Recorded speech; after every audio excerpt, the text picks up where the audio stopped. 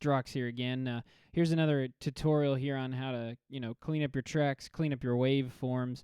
It's always important to keep a clean session, you know what I mean, whenever you're recording, even if, home recording, etc. It's just going to make it easier on you workflow-wise, kind of making sure you have everything in order, making sure you can find stuff quickly. And so I talked in the other tutorial kind of about creating track stacks, and then obviously colorizing stuff. And if you colorize here, if you look over in your mixing window here, you're going to have stuff, you know what I mean? It's going to reflect what you're doing here. Also, you can colorize. If you go assign strip color, you can go green. We can go this way too across the board. It's always nice to know how to do things multiple ways here. So then we got that. Hi-hat, we'll change that. Assign strip color to red. And then what we can do back over here is select all, right-click, color regions by tracks. So what it'll do is it'll change the colors, the regions, by what you've already picked out over here. And you can also change them here too. So if you say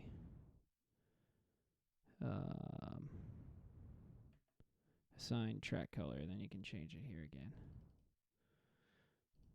Go whatever color you want. And then you'll go, same thing, assign color regions by tracks. Boom. Okay, so that's how to do that. So you got all your colors in there. And then so when you're trying to clean up, let's say you got a wave file right here and you're trying to clean it up. I always get rid of all this extra crap here once you got everything lined up. So this is a recording my buddy did, at least that part of it, and I was just throwing on some vocals here just, you know what I mean, just for fun. And so I always clean up all the extra stuff, dig in here, take a look at, you know what I mean, what's going on here, and you can see there's some sound in there. So I usually clean it up pretty well. I'll take all that stuff out. And then another thing that I always do too when I'm cleaning up tracks is I'll do fade in, fade outs.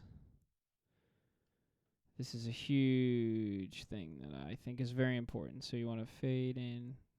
So basically like that. So you'll have, doing fade ins is what it does is it brings it in gradually as opposed to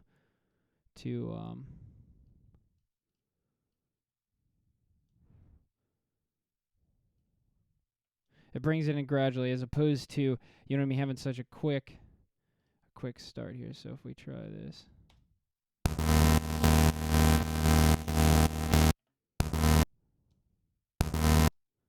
So you can even fade it in more here. There we go.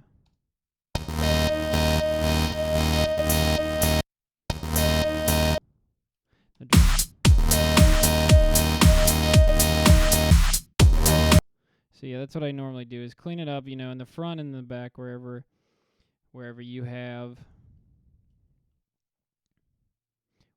waves. Wave files.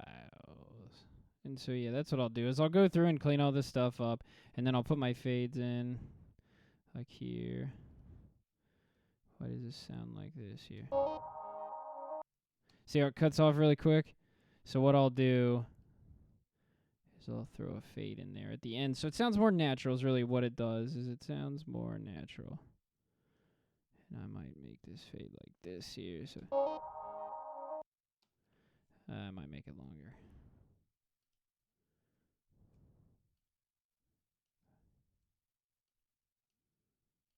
Let's make it longer here.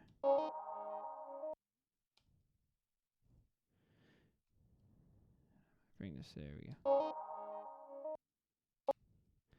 I might even make it longer. Longer fade. So yeah, you just mess around with it until it gets to sounding natural. That's a little better. Okay.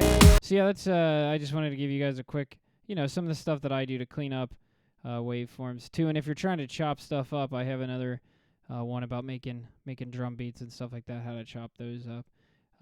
But yeah, so that's pretty much it, guys. Thanks for tuning in. Let me know if you have any questions about anything else. Always here to help. Thanks. Bye.